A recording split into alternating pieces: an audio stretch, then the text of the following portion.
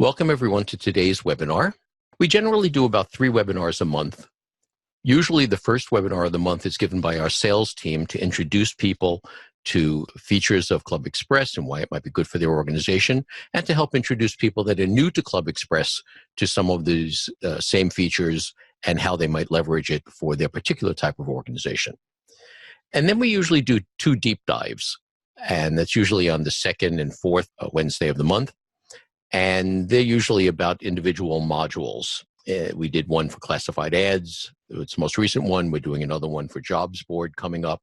And sometimes we take one of these to do new version announcements. ClubExpress is constantly undergoing change and adding new features.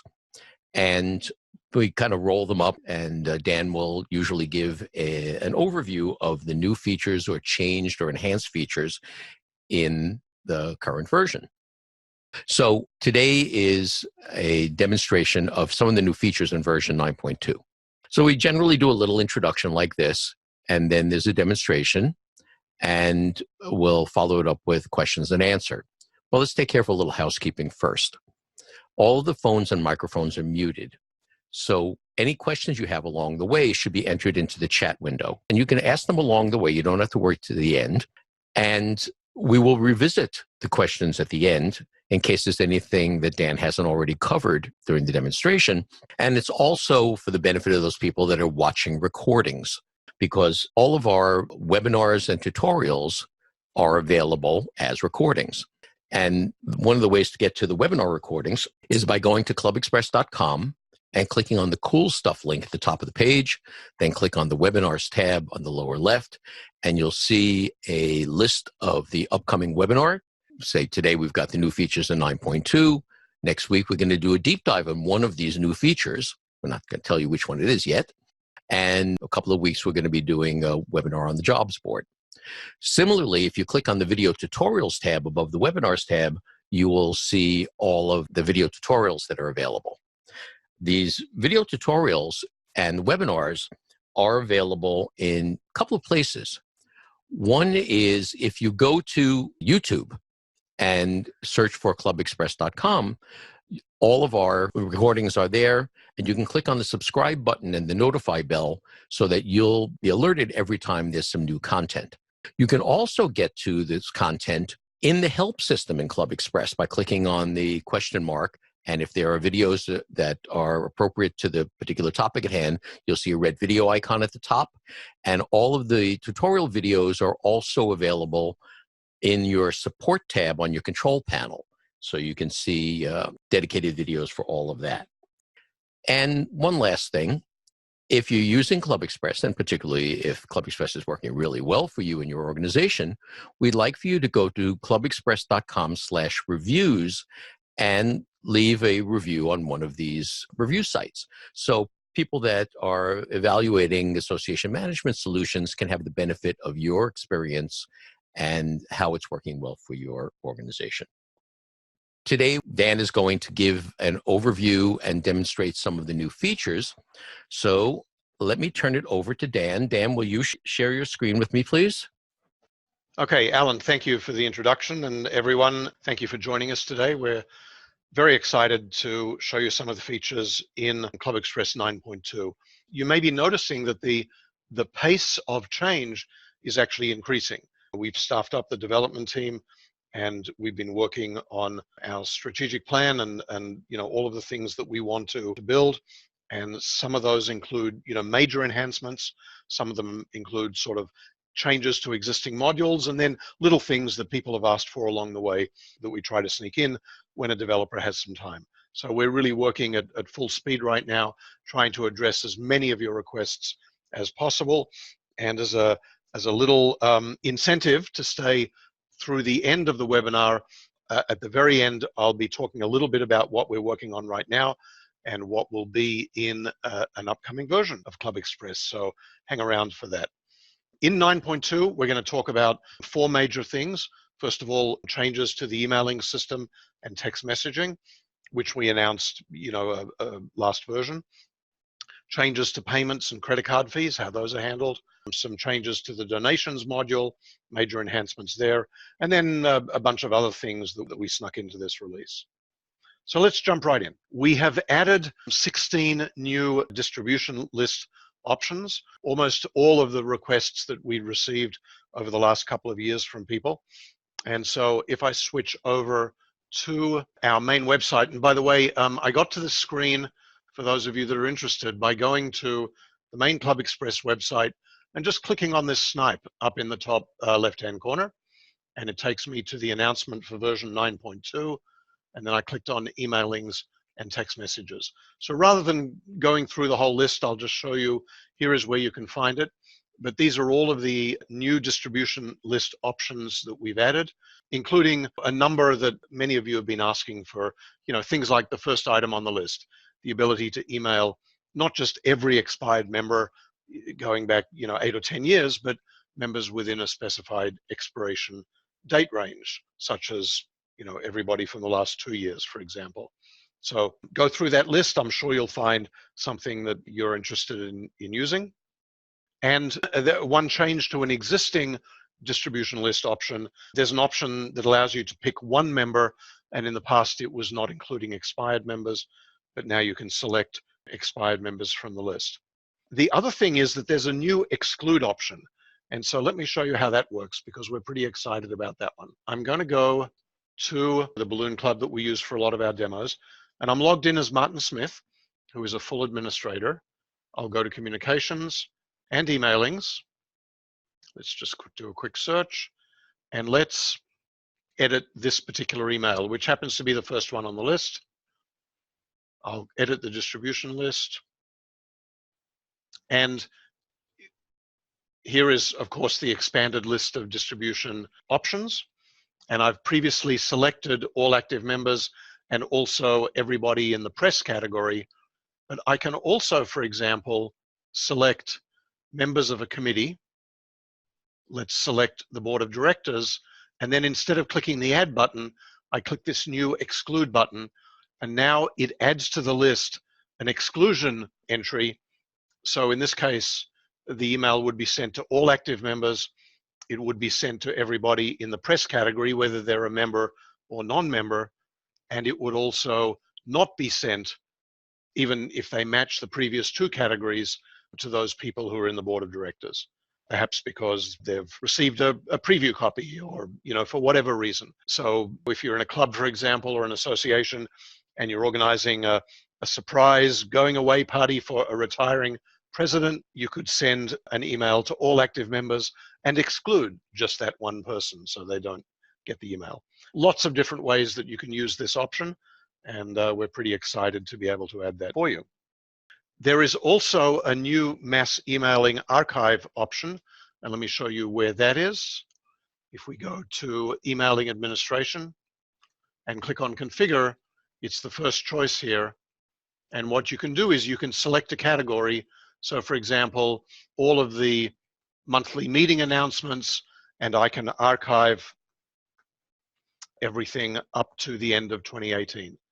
And when you click archive, it will then change the status of all of those emailings to archived. We generally don't encourage you to delete them. It's a good idea to have a historic record of all the emails that were sent out. And so that's why we have the archive option. There is a delete option available, on an individual basis, but, we don't charge for disk space. There's no penalty in keeping those emails around. You can simply just archive them and then they don't show up and you don't have to worry about them. You can see the option here to include archived emails if you want, but, generally you won't see them at all. Okay, let's keep going. Partial payments. We haven't been happy for a while with the way partial payments was initially built. There are a number of clubs that have sort of large, expensive events, specifically, ski clubs that do these trips to Europe and Vail and Breckenridge and Whistler and places like that. And the way the payment schedule worked, it never really worked in a way that we were happy. So we decided to change it. And let me show you how that works. So I'm going to go to the event calendar. And in March, I created an event called the Breckenridge Ski Trip. Now let's go to the admin options for that trip. And when you click on registration and fees, we've changed the way this section works a little bit. First of all, you select whether a fee will be charged for all or part of the event. And then payment by schedule is now one of the payment options. So instead of payment in full, in advance, at the event, either, payment by schedule is actually the option. There are some other options here which are turned off because they don't apply to payment by schedule. And when you click edit, you'll get this dialog, which is basically the one that we've always had, where you can define the schedule. Now, we don't define the schedule based on dollar amounts. And the reason for that is that if you've got a complex event with lots of options, and then you might have somebody coming by themselves or with one or more guests or a whole family coming, if it's a ski trip and maybe they're doing airfare with the group, or maybe they're doing airfare on their own using frequent flyer miles, for example. The point is that the price that drops out at the end of the registration process could be completely different for everybody who's registering. And so rather than handling it using exact dollar amounts, we handle it using percentages. And so you'll complete this form so that the milestone dates and the percentage at each date adds up to 100%. And the form will guide you as you go along. And really, that's all that needs to be done to configure it. And now what I'm going to do is actually register for this event.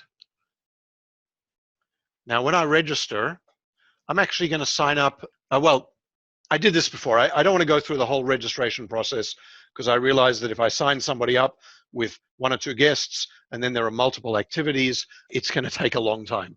So instead of showing you the sign-up process, which really hasn't changed, let me show you the end result.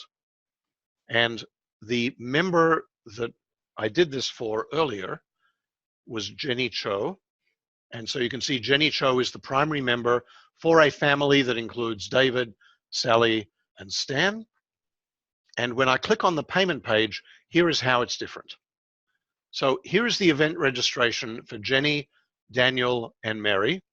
Mary Brown is a non-member guest. And you'll notice this was a multi-activity event, so there was accommodation, there were lift tickets, there was airfare, there was an evening banquet. They each have different prices, and so the transaction total that pops out at the end is different. And now the payment schedule is laid out on the screen. And when I click the first option, it says this is how much I've selected. Now, I don't have to pay this option now. If I want to, I can pay ahead, and it'll calculate that automatically as well. And as I check each option, the next checkbox becomes available. But this is automatically calculated, and I pay based on the schedule. But members can see the schedule exactly laid out, and the system didn't use to do this before. And so this is the important change. We define the schedule, we lay it out for members, we make it very clear, and it's based on the percentages that you defined that are calculated based on the total, which again could be different for every person. Now, there's a couple of other enhancements that are part of this. As I said, the full schedule is displayed, each step with a checkbox. Users can optionally pay ahead. In addition, we will send a reminder email to every member that has a partial payment due 2 days before it's due. And that email will include a link that said it's time to make your next partial payment for the ski trip. Click this link and it'll take them straight to the payment page once they log in. In addition to that, we've made changes in a couple of other areas. So let's go to the control panel. And on the Money tab, Transaction Search. So any of you that are treasurers and need to know about this, you can look at Schedule Partial Payments. And in this case, it brings up Jenny Cho and it shows us. And you can also look at Overdue Partial Payments, which in this case will be empty because Jenny doesn't yet have an overdue payment. There is also a report that's available. So if I go to the Money tab and go to User Transactions, there's a new report here that says overdue partial payments. And so the idea is for those clubs that are using partial payments for events, and I do want to make it clear that this works in events only. If you're using partial payments for a particularly expensive event, we've given you all of these tools, and we've given members all of these tools to know exactly what they have to pay, when they have to pay, give them the reminder, and as a treasurer, give you the tools necessary to keep track of those payments. Dan, we have a question that I'm trying to get a little clarification on. It says, we ask for a deposit on signing up, and then we have a payment schedule. It says, can we set a first date to be the current date so anyone who signs up after that date will be late, and so we'll have a payment due? Or could you add an initial deposit of $1 a percent and then use the percent payment schedule? The answer right now is no. Let me make a note of this one. Initial deposit on registration. I suppose what you could do is that you could define the first payment due on the date when you create the event.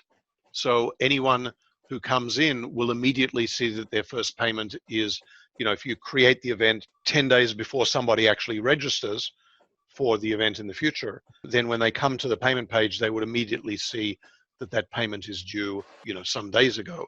You should try that. I'm not sure if it would work, but I will certainly discuss that with the development team. It's an interesting idea.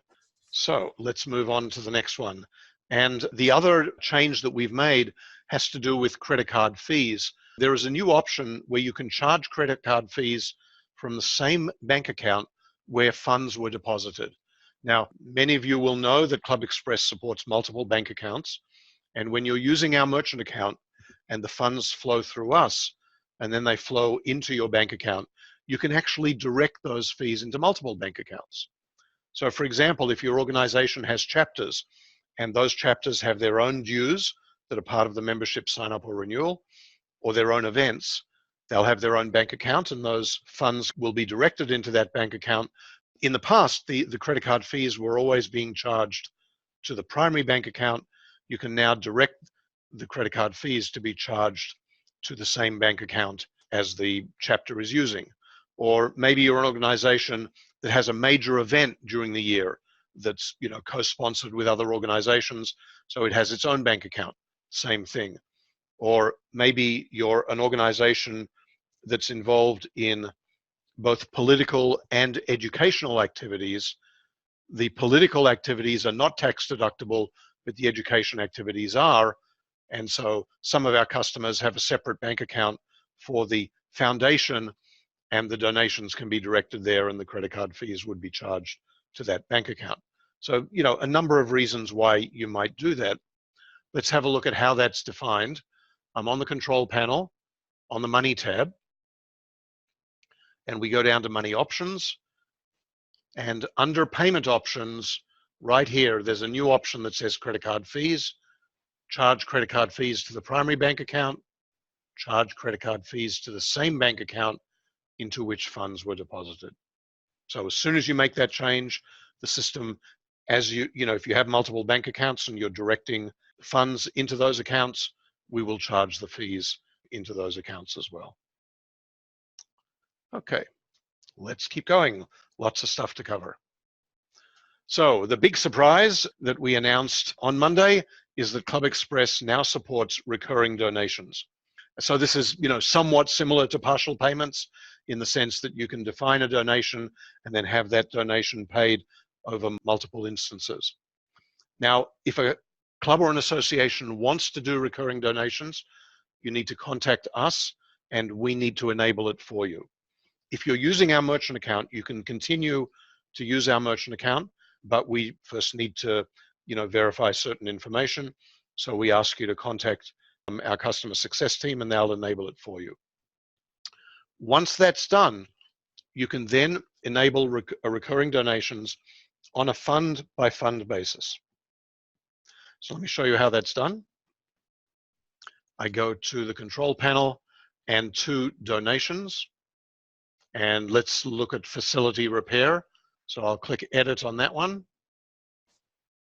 And you'll see the option right here. It says allow recurring donations. That's it. You check the box. and it's done. Once you've done that, when I go to the donations module, and what you're seeing here, by the way, is another one of our changes.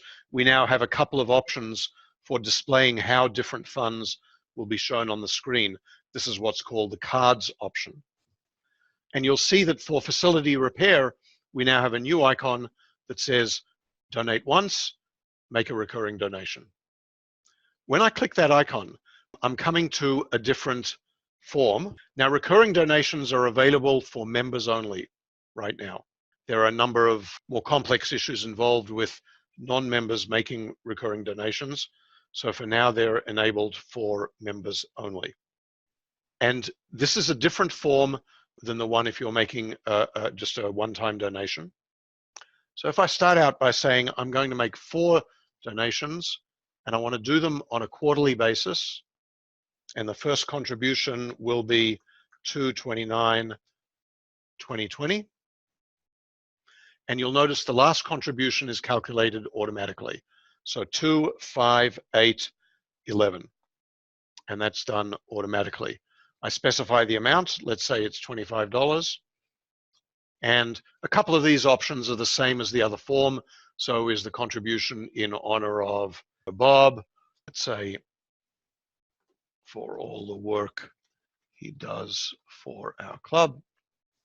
Various other options here. We can do notifications, matching gifts, some additional info that's collected, and then the credit card information is collected right on this form.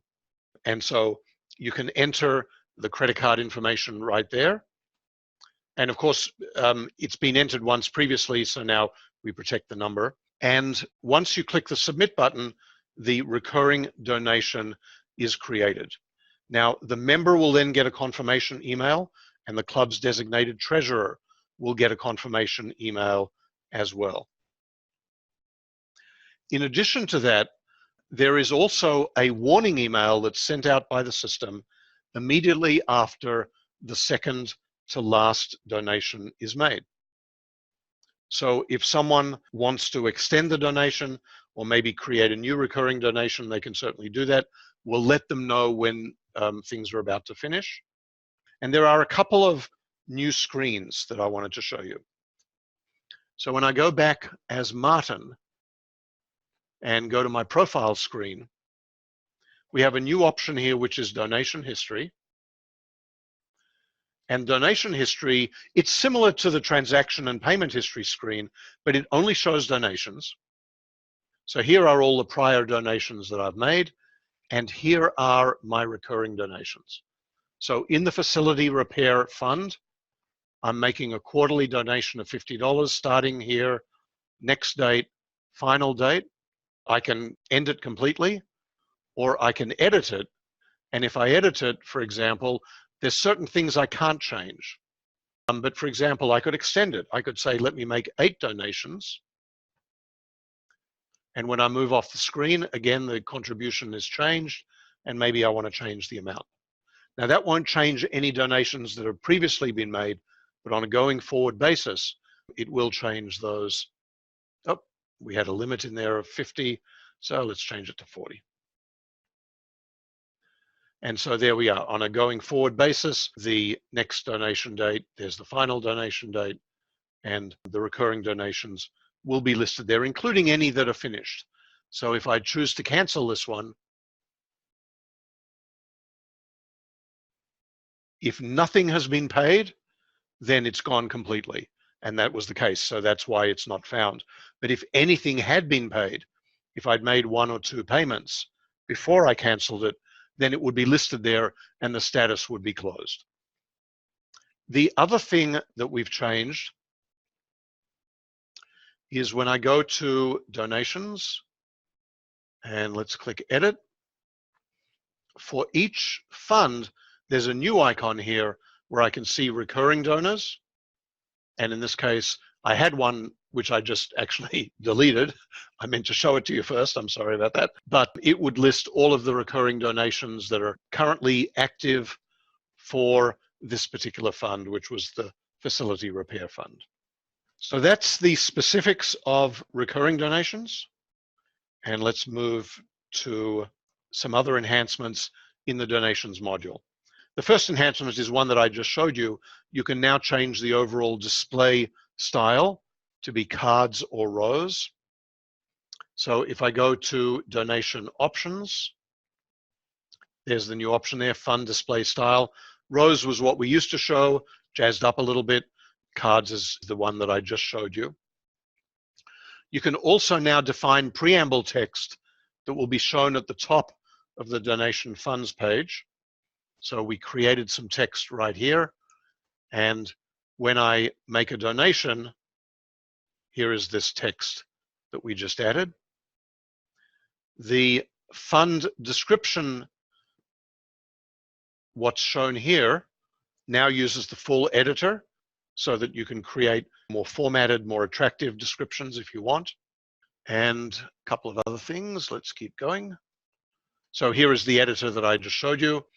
You can now also define some additional info that will be included in the confirmation email that's sent to the donor. So if you need to have some kind of special instructions there that get included in every email for each fund, they can be different on a fund-by-fund basis, you can include those. Now, when I look at donations fund administration, instead of there just being a blanket export of everything, we now have the ability to do exports on a fund-by-fund basis and on a date range basis. And every time a donation is exported, we'll flag it as having been exported. And so you can optionally check this box to export only new donations. Now, when you do the export, we'll generate a CSV file, which includes the member's name, address, member number, the amount of the donation, the date, all of those things, and the status. And that CSV file is then suitable to do a Microsoft Word mail merge to create a standardized thank you letter. I did want to mention at this point that we had a number of clubs that were asking us to create thank you letters built in directly into ClubExpress. And we talked to a few clubs about what that would involve, and everybody told us something different. Well, I needed to say this, and I need the variable information at the top or at the bottom, or 1 page, 2 pages. Everything was different. And so in the end, it made more sense to us to give you the export that you need, and then to allow people to create their own letters in Microsoft Word that do a mail merge. Now, if anybody's interested in how to do that, if you don't know how to do mail merges, we could probably create an example for you that would be pretty straightforward to use. And there are also a ton of video tutorials available on the web. Actually, Alan, this might be a good idea for a video tutorial, maybe the one next week where we're going to talk about recurring donations. Maybe as part of that, we could also just show people how to do a mail merge between the CSV file and Word. Let's see if that makes sense. As a matter of curiosity, would this also be available to the ad hoc reporting module?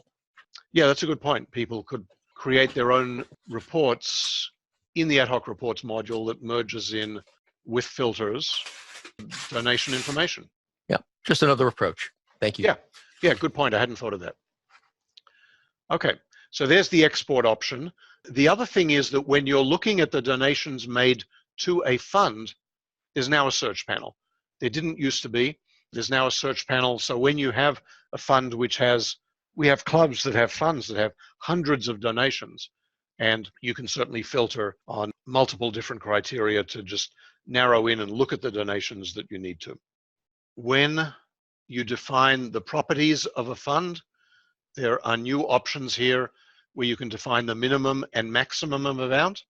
We had a number of organizations that told us that there are legal limits for certain types of clubs and associations into how much can be donated. And so you now have the option to define a maximum amount. For example, we do have some organizations running on ClubExpress that support political campaigns. And so there are federal and state legal limits on how much can be donated by an individual. So you can now specify minimum and maximum amounts in addition to a recommended amount. And there are new options to donate as an individual or as an organization. And in the donation confirmation emails, which can be customized, there are some new replaceable tags there as well. So just to show that very quickly, we go to the control panel, communications tab, system emails, and here is the donation confirmation email. And when you customize it, there are new tags here specifically for donations. Okay. Let's see. So we got a couple of slides with some other enhancements that I want to run through fairly quickly. In the surveys module, there is a new survey export that will download the responses to a CSV file if you want to analyze them. So for example, I go to the control panel communications tab, and in the surveys module, when I look at surveys, there is the new icon right here. It's an export icon that will export the results for the survey. And of course, it respects if the survey is one like an election, where you obviously don't keep track of who voted for whom, or is it whom voted for who? I'm not sure. Anyway, so it'll obviously respect that. If you give people the option of being anonymous, then as an admin, you'll be able to export including their name, but there is a column there that says whether they wanted to be an anonymous response. So that option is available. Many of you know that we've added support for emergency contacts for a member. There is a new report in the system to show the emergency contacts. Primary members can now enter information for their secondary and tertiary members. And as I mentioned earlier, there's a new emailing distribution list for members with missing emergency contact info. So if you're a club that really needs to collect emergency contact info, we've given you a number of ways to keep track of that. So if I go to the control panel and go to the People tab, and under Reports, there's the new report for emergency contact info, and it will include all active members, whether or not it's there, and it'll show it where it's there, and it'll be blank, obviously, if it isn't. And then also, let's go back to Jenny Cho. So Jenny, she has secondary and tertiary members. When she goes to her chapter's additional members screen right there, and she clicks Edit on her secondary members, she can now enter the emergency contact information for her secondary members. Of course, they can do it for themselves, and click here to copy that information from the primary. Well, in this case, Jenny doesn't have it either, but whatever. And then also for the tertiary members who can't log in for themselves. And this was something that somebody pointed out to us. So the emergency contact information is also available for tertiary members. Okay. Another change. I'm going to log out as Martin, and I'm going to start joining the organization. So when I select, for example, a family membership, and I see the description of the family membership, we will now immediately say on the screen, this membership type may include one or more secondary and tertiary members, and this membership type auto renews, or this membership type auto renews and pays. So that information is shown by the system, and so someone who's selecting a particular membership type, will immediately see if that's exactly what they want. Classified ads module, we now send a reminder email when an ad is about to expire. The other thing is that when you send out blast emails and you're including dates in those emails, those dates are now internationalized. They weren't previously. For clubs with chapters, the Add Me to Your Mailing List dialog now allows non-members, when they ask to be added to the mailing list, to link themselves to a chapter.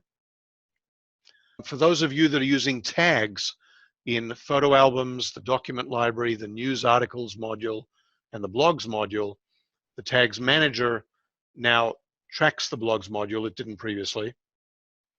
And when searching on tags, we're trying to be more intelligent in only showing those tags that are in use within a module. So if you have a particular tag that's only used in the document library module, that one won't be shown in any of the other modules when members are searching based on tag. Volunteering module is now fully internationalized. The miscellaneous charges option now supports sales tax, VAT, and GST. And we noticed yesterday actually that there was one more place where miscellaneous charges can be created that doesn't yet support sales tax, VAT, and GST, and we're fixing that right now. So that'll be done in the next couple of days. And just a last item, there's very, very few clubs that are using the continuing education module, but we've now enabled a feature where if you have an event where members who attend the event or an activity within that event, and they can earn continuing education credits as part of that attendance, when they are flagged as having attended the event or the activity, the system will now insert the continuing education credits automatically. So that's huge for those organizations that run, regular continuing education events and that are using that module to keep track of all of the credits or points or units that your members earned. As Alan mentioned, we will have a webinar next week. It'll be a deep dive, and we didn't announce the topic because it was going to be a surprise, but the surprise is it's going to be all about recurring donations. And we'll show you how to set them up and configure them and really get in deeply into that feature, and maybe a couple of the other things within the donations module as well. But I know there's a lot of clubs that are very interested in recurring donations. I'm actually amazed at how many clubs don't even know that the donations module is available to them. Yeah, we find that out occasionally. Especially when there's a turnover from one board to the next and a new person takes over as treasurer or webmaster, things like that. So the other thing that I wanted to do, because we invariably get questions during these webinars about, well, what about this feature that I'm really keen on, and what about this, and when are you going to address this? So we don't usually do this, but what I wanted to do was give you an idea about what the development team is working on right now. And I don't mean, third quarter. I mean, this is what we're working on right now. We have a developer working on the waitlist feature for events. It's fairly complicated, but it is actively under development, and I would hope that we'll be able to deploy it well before the end of the first quarter. We're also working pretty aggressively on improving how forums work on mobile devices. We've had a number of complaints, especially when people reply to a message and they include the text that they're replying to, so it's quoted, and then somebody replies to that and somebody replies to that, and everything keeps getting indented, and after a while the messages are basically unreadable. And so we're working on some major improvements to how forum messages are displayed, particularly on mobile devices. We're also working on some major enhancements to how you build the homepage and how you build custom web pages. We're not happy with the way the advanced editor works. It's more complex than it needs to be, and we want to give you the tools that make it as easy as possible to create an attractive, modern, responsive website that properly displays the content you want to show. So we're making some major changes in how the homepage is built and how you'll build custom web pages. Also a fairly large project, but my goal is to have that done by the end of the first quarter. We're also working on improvements for business memberships, a new gift memberships feature, tell a friend feature. When members log in the first time, many clubs and associations want them to configure certain things, and so we're going to give you the ability to do some individual member configuration when they first log in. And for those organizations that use our multi-tier features, specifically what we call option 2, which is where you have lots of independent clubs at the bottom level with their own website, their own membership database, but then they're part of a higher level organization like a district. And the district then has a virtual database made up of the databases of all of the members at the lower levels. We have a number of national and regional organizations that are now using this model, and they're coming back with suggestions and ideas, and we're trying to implement as many of them as possible. So we're going to be making changes to the quick member lookup function, to the chapter finder, and also the ability to post events both up and down the hierarchy. So if you're a club at the lower level and you have an event that you want to appear on the district website, you'll be able to do that. And if you're at the district level and you want an event to appear on the calendars for every chapter at the lower level, you'll be able to do that as well. Okay, let's turn it over for questions. Well, we don't have any questions yet, so let's just stand by, see if anybody enters something into the chat window. It's been a bit of a fire hose presentation where there's a lot of things that you've covered. And it looks like I'll be busy making updates to tutorial videos for the foreseeable future. So there's a lot to be done there. We have Doug from a village says, bravo for all the continuing improvements and features. I look forward to a better WYSIWYG web page editor. And someone says, what do you mean by improving business memberships?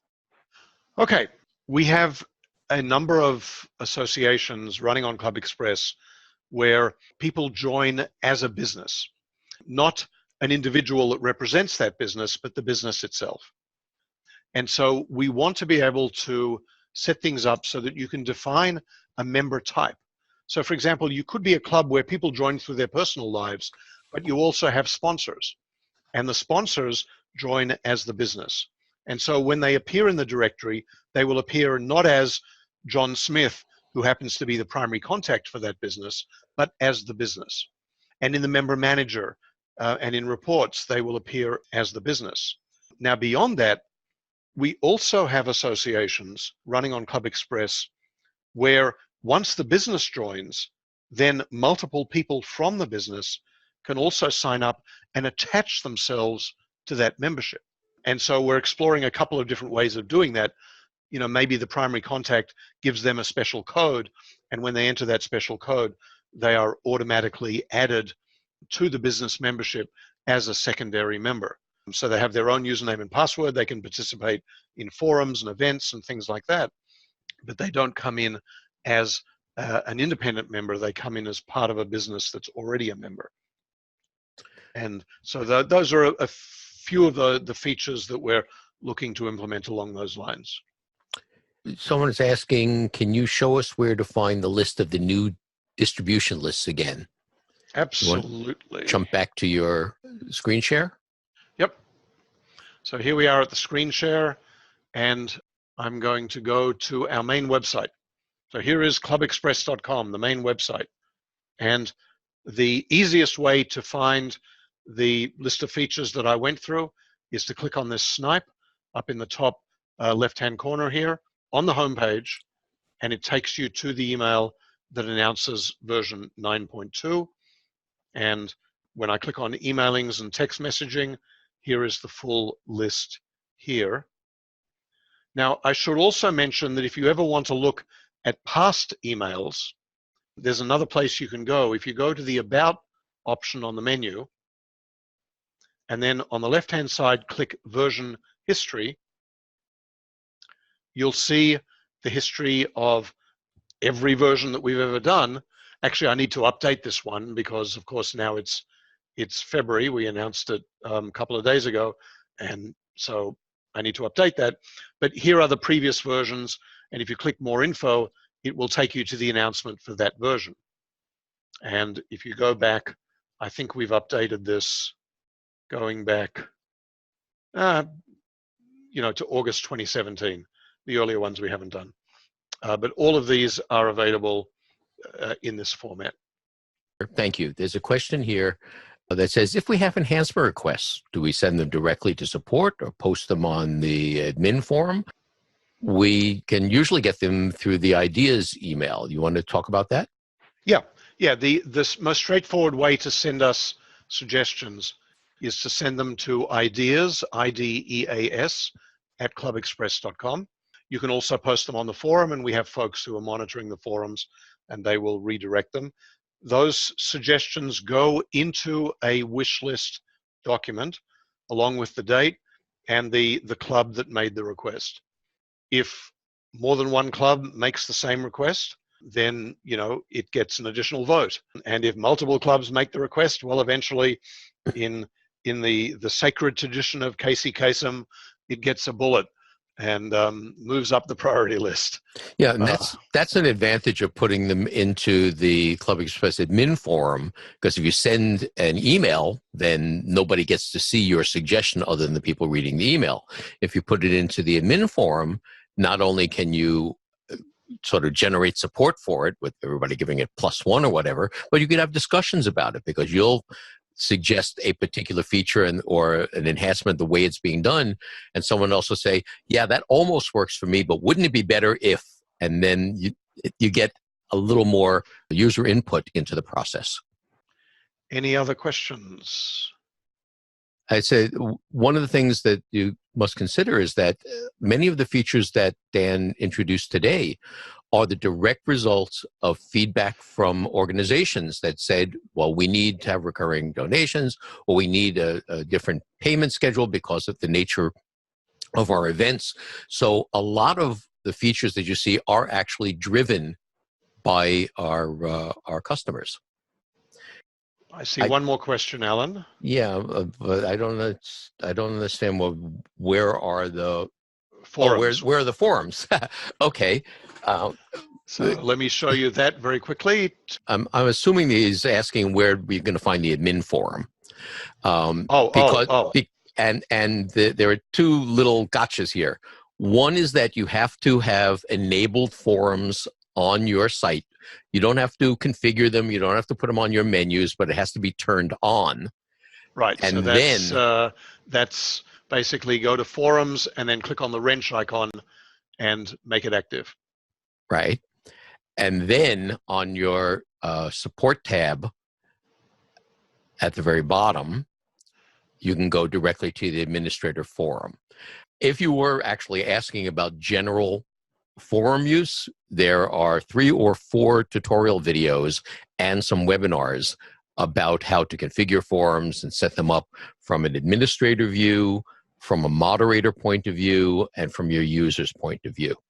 And Doug was saying, yes, we were talking about the admin forums, but yeah. So that's where we have it. Well, we run up against the clock, and I thank Dan for doing a rapid fire new feature introduction, and we appreciate the time that you spend with us. We have other webinars coming up. You can look at them on the schedule. So we thank everybody for attending and hope to see you at the next webinar. And again, thank you from me, and enjoy the new features. Bye, everyone.